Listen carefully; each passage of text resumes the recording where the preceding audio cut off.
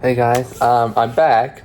Sorry for the long hiatus. Oh Jesus, I forgot how long that took. I took a bit of a break from reacting. I forgot what I did for the last two videos, but it's been a while since I did a reaction to anything. I think the last thing I reacted to was probably maybe either the SpongeBob trailer for Sorcerer SquarePants or the latest episode of Amazing Digital Circus. One of the two.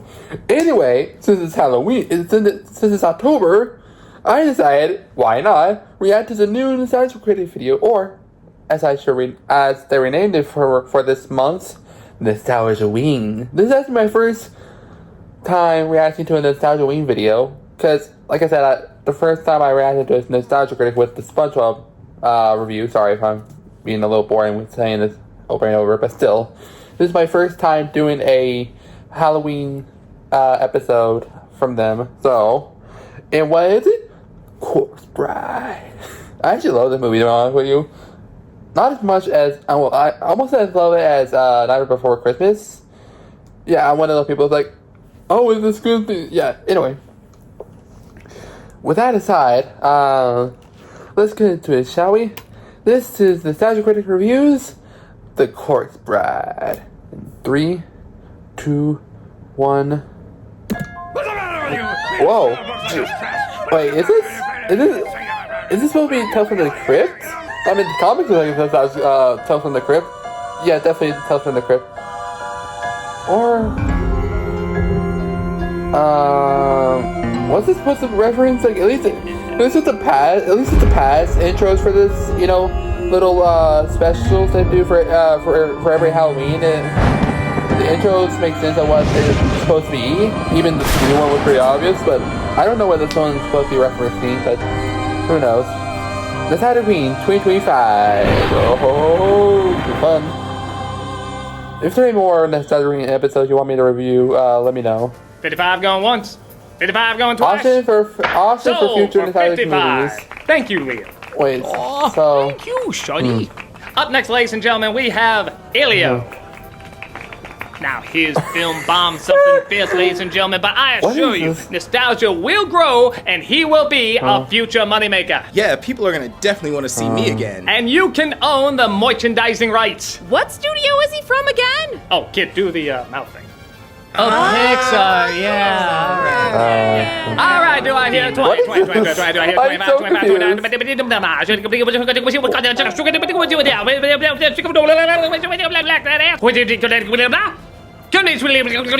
what is going on? 5. Thank you, Elio. Or Luca, whichever one you are. Boy, they do need different styles. Wait, which person won? I forget, you'll figure it out. And now, ladies and gentlemen, the grand finale. The jubiliciously lovely Corpse Bride. Oh, come now, ladies and gentlemen. Certainly you've noticed more merchandise around Halloween time. I had to give them credit for the makeup effect. But give them the scoop, I'll tell you. Let me give you a name. Nobody ever remembers it. Well, give them the scoop on your pros. Interest is growing rampantly. I've proven to be the Nightmare Before Christmas for hipsters who got too hipster for Nightmare Before Christmas. All right, do I hear 30, 30, 30, 30, do I hear 35, 35, 35, Hey, weren't you the one who said this wasn't a good movie? Artistic merit doesn't count when there's money on the line. You actually value me. Joke's on you, I'm a critic. I don't even value myself. I love that line. Corpse Bride. I don't know why I like saying that for some reason. Something we talk a lot about here is films that didn't make a big splash at first, but eventually get a following. Corpse Bride. I think I actually saw this in school during one of the Halloweens. I forgot which one it was. It was okay. It was just no Nightmare Before Christmas. Over the years, though, okay, it hasn't made a huge comeback yet, but I feel like we're in the middle of seeing it start to grow. It's obvious it won't dethrone Tim Burton's Halloween cash cow, but more and more people are looking back fondly on it. Years ago, I even said it was one of my top 11 Halloween guilty pleasures. However, that is the wording I used, guilty pleasure. Guilty pleasure. Been on the fence whether or not I didn't know that was a thing. Effectively a good wait, no, I did. Lean towards it. Didn't Why my quite brain work, like this but today? There's a lot of things in it that are memorable and almost make it work. It's a Whoa. film people like remembering and having fond memories. I love to go to the room for some There's things reason. about it that I don't know why I'm saying that in the reaction to this, but whatever. I think it makes sense to look it over and see if it's worthy of the Let's see if I can do it better. possible second wind it's getting. So let's talk about this film before something like Frankenweenie tries to make a comeback. Actually, it did make a Oh, comeback. come on. No. I didn't mean... Oh, what's the matter? You're never getting a following. Actually, I think it would, but who knows at this point. The opening credits roll. Johnny Depp. I keep forgetting that part. Because the voice doesn't really sound like Johnny Depp, but whatever. You'd swear Mary and Max time traveled. Yeah, one of the fun contrasts of the film I actually forgot about that movie. It's a good movie, but I don't know why I keep forgetting it. As the underworld is more bright and colorful, and the world above is very drab and colorless. I like the idea that's only after you're dead in this time period that people feel like they can have fun and be their real selves. We'll be there. I can actually see that. Having tea with the Queen, we'll forget everything that we've ever been. The songs are once again by Danny Elfman. And I'll just say it, these songs unfairly get shit upon. Fair enough. Everyone does compare him to Nightmare Before Christmas, and while there certainly are similarities, this one goes for more of a Gilbert and Sullivan style, which is quite different. Really? The lyrics are stepped up. I mean, I enjoy Yeah, the most creativity I of try to get more reactions, but my brain is fried from all the work I had to do today. So sorry if I not getting the usual reaction I would. Down, making sure every beat has a syllable in it, and it sounds as natural as someone just speaking a regular sentence. To the costume ball. In the hallowed halls. Rubbing elbows. How long? Finest. Having How long halls? Even rhymes that sometimes are a Back little with off, our still not highness. working out. Like, I always thought this was an odd one. That our daughter with the face of an altar in disgrace. But really look at her. That is kind of a fair assessment. You know I'm not I would gonna argue say there's anything two about that. problems that I think gives the impression these songs aren't good. One is several of them are not sung by singers, which does add up after a while. Don't get me wrong, there are some good vocals here, but the focus is more on making the characters sound funny instead of pretty, which results in a Fair talk enough. sing style that can get a little tiring. There could be land-rich bankrupt aristocracy. What does that wispy little brat have that you don't have, Dumb? A wedding cake is no mistake. It must be quite sublime. One Rex Harrison is okay, an entire cast of them? There's a problem. Second, 4 songs, which isn't that 4? many, and usually I thought there were means more. each one should be a showstopper. Only Maybe, 2 of them are big numbers where the look into other it. much smaller, which, if there were more songs, that'd be fine. But in Nightmare, if you only had 4 songs and, say, 2 of them were Sally's, it just feel off. But you gotta give credit, too, that most of the songs are important to the film. If you take them out, you're literally missing what's happening in the story. Like the first song sings about how Victor, played by Johnny Depp, is arranged to marry Victoria, played by Emily Watson, as both their parents. Emily Watson? Beyonce's parents are rich, despite them Are we both talking about having the Harry fun. Potter Emily Watson, or microscopic everything must go according to plan. The animation in this is so good. I'm gonna look that up later. originally thought it I was keep forgetting CG which one. They apparently included Time a out. new kind of technology that would allow the facial expressions to be more, well, Whoa, expressive. Jesus Even Christ, much that more actually looks fluid. more creepier. And also, a lot like in The Incredibles, the characters look good in both I really 2D need to and 3D. react to that one. Time But when anyway. it just wasn't the case. Usually one looked good in one style and not the other, but despite them looking good as models, you could also see them so easily looking good as drawings. Like, I love the fact that Fair they enough. keep this butler in profile the whole time to emphasize his snobby posture. It makes him purposefully look more flat, even though he's a 3D model. There's a bunch of cool little touches like that. Oh, I feel bad for that little pant. One of the downsides, though, is that our main couple, Victor and Victoria, are pretty boring. And yes, Fair you could enough. argue they're the straight men to bounce the weird stuff off of, but I don't know. Al as Mary Walbright and Walter Hobbs, I remember really enjoying seeing their reactions to a bunch of weird shit happening. Victor's reaction is always the same. Confused. Tomorrow we are to be Married. yes, married. Part of that might be his puppet is literally It feels weird that this one is expression, the same. confusion. It feels that it's so weird that this is the same guy who played a pirate who says, "Where's the wrong gun?" And Honestly, I got your idea. I got your idea. Guess what's inside it? Sorry, I'm still trying to recover from Pirate's Mouth, but anyway. Reactions give off a lot. I mean, to be fair, our main character is voiced by Johnny Depp, so I mean, I had to make that reference. humor isn't really gonna get big laughs on its own.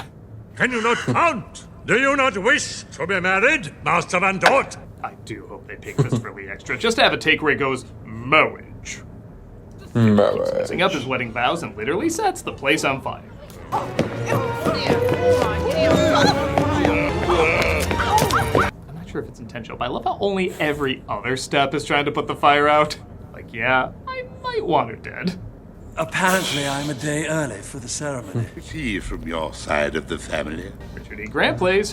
If that's true, then character named Bart. I would normally say I'm a Bella, Victoria had to get her wealth but He's quite. Nah, that's what you did a joke to do if that were You true. could snicker a bit at just how much of an archetype he is, but again, I feel like they need some lessons from characters who did this a lot better.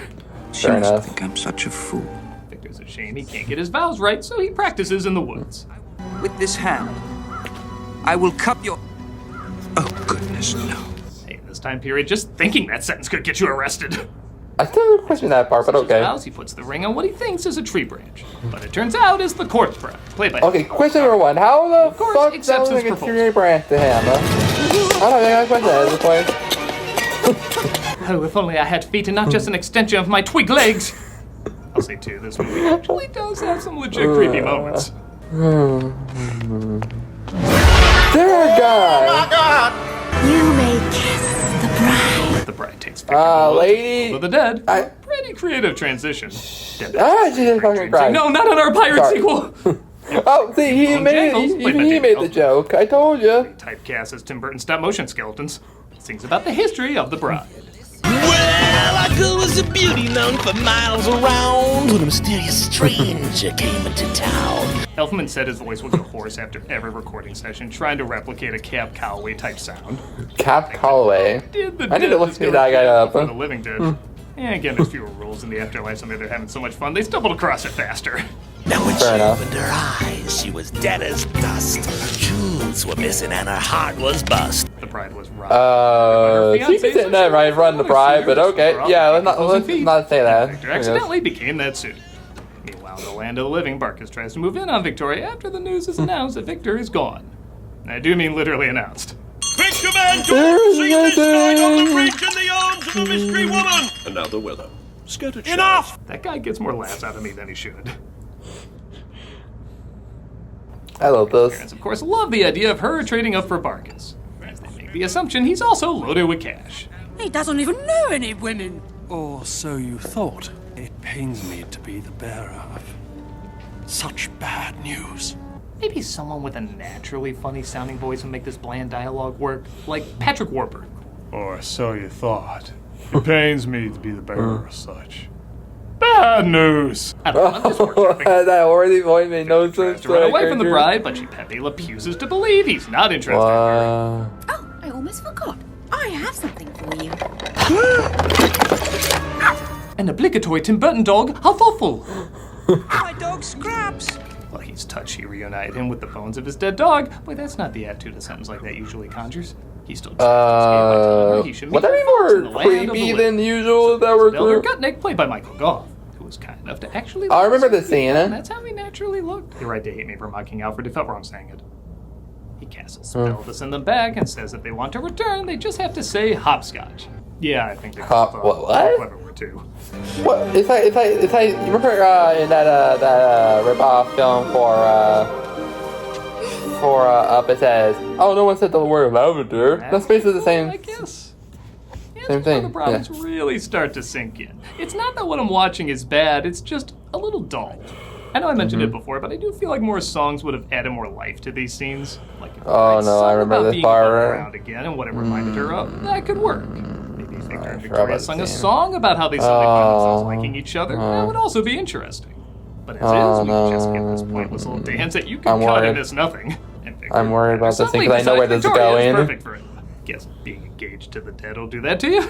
This morning, I was terrified of marriage. But then, on meeting you, I felt I should be with you always. I've decided your cold, colorless Victorian body is the one I want. They're not even there that long. He just says those few lines to Victoria, and then they're whisked back to the underworld. Hopscotch. Even Disney couples would be like, dude, at least sing a Mencken ballad first. You're married Jesus. to me. She's the other woman. This just can't work.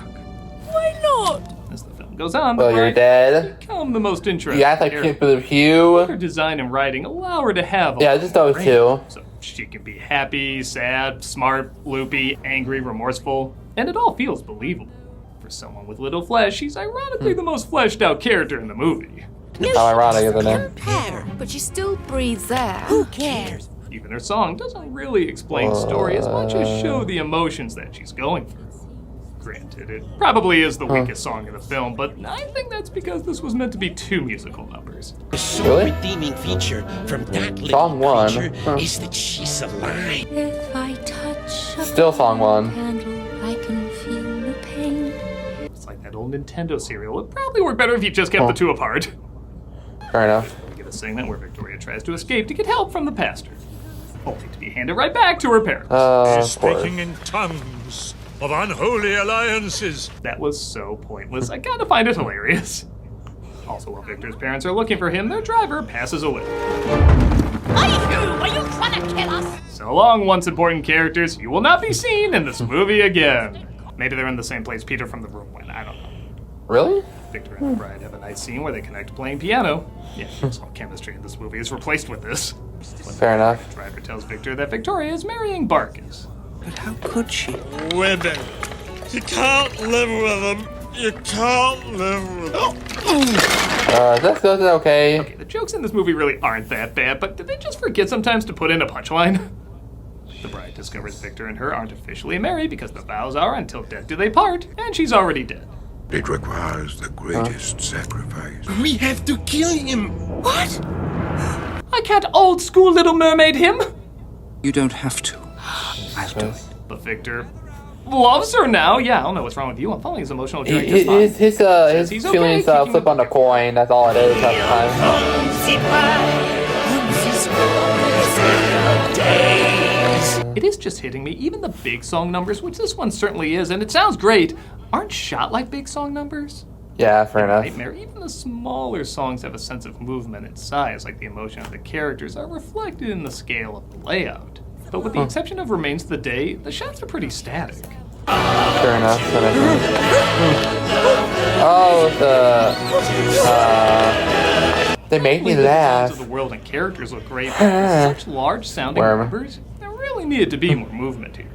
We're moving this wedding party upstairs. Victor says they should have their wedding on the surface where Victoria is finishing up hers. Wow, so Quiet boring. down now, everyone.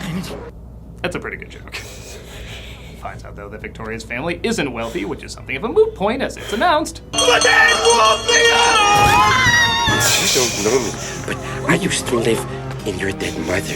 And for those wondering, yes, that is supposed to be Steve Buscemi and no one else.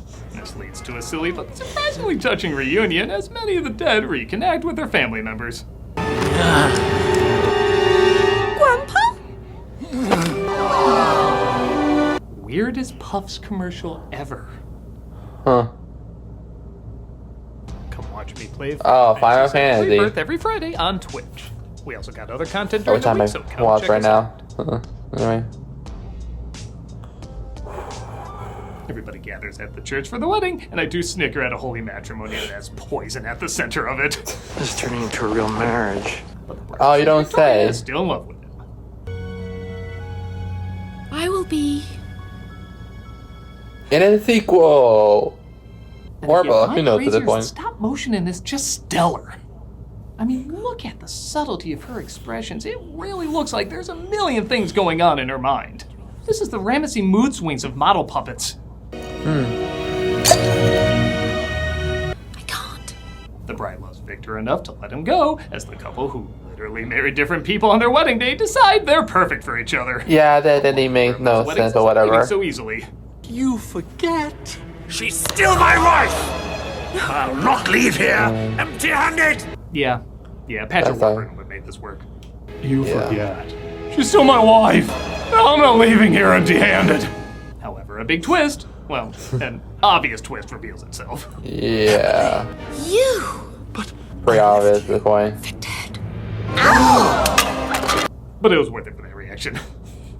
We get one of Burton's favorite stop-motion tropes, a pointless climax. Yeah, I'm sorry, you could cut this guy from this entire story and miss very little. But he But knows he that feels the villain. dead can attack the living. He, of course, drinks to his victory. And he dies. Save the naughty bits for me. Of course, they didn't make an inappropriate joke at the end. Together, the bride turns into butterflies, I guess, because she's done with her unfinished business. But what? All these people have unfinished business too? I don't know. Just pretty. And guess that's it. I mean, I keep forgetting why that. I keep forgetting that at the ending. I just expected a little something more. In fact, yeah, I think that about sums up my thoughts on it. There's a lot of good stuff in Corpse Bride. It's an original story, which we don't get often now, and even 20 years ago didn't get a ton of. The visuals are amazing, the songs are nice, the animation is absolutely fantastic. But it's kind of like Hill House. Everything is built a little off, and those missteps do start to add up. Its pacing can be sloppy, the main leads are a boring. Also, what happened to the dog, guys? Don't wonder that lived up to its full potential. Even as emotional storytelling goes, which I do consider this to be, there's still a handful of elements that either needed to be tightened up or expanded upon. But with all that in mind, I'm not surprised this is getting a bit of a second wave. I think what the film leaves in people's memories is sometimes stronger than the film itself, and this is a memorable idea with a lot of creativity. It's a good flick to have on in the background at a Halloween party. Like, the bullet points of it are so effective, it can overshadow the little problems that add up. Honestly, I think this would be an amazing stage musical. You flesh out the characters by allowing them to have more songs. I feel like this could have, pardon the pun, a really decent afterlife on stage. As is, I actually would love to see that. Spot for it, even if I acknowledge it never fully comes together for me. But if I'm on the fence leaning towards it doesn't quite work, that probably means there's a lot of people who are on the fence saying it works just enough. While it's not going to topple Nightmare Before Christmas anytime soon, it can still give other options for people looking for their Halloween Tim Burton stop-motion fix. Definitely. I'll tell you that much. I mean, like I said before, where else are we going to go? Frankenweenie? Hi, Corpse Bride. Corpse Bride, yeah. You may insult me, but you will not insult my adorable little friend. Oh yeah? And what are you two going to do about it? Both of you are already dead. Speak for your cat. My cat? What do you mean by... That's right. We've Let me given guess. Chaplin a similar treatment. I'm an abomination. I mean, she's still... the guy's still normal, but okay. With this hand, I will cup your... Oh, goodness. So, that was Corpse Bride. I keep forgetting how good it is. Well, I know there's some parts that do leave to be desired. I understand that. But I don't know why. Like he said, it's a guilty pleasure for me. I'm just gonna say that all the time. I'll tell you that much. Anyway, hope you enjoy my first Halloween reaction. And my first reaction in a while since my return. Anyway, if you have any more Nostalgia Critic or Halloween themed videos you want me to react to, let me know in the comments, and I'll see you guys later. Bye! Remember to smash that subscribe button.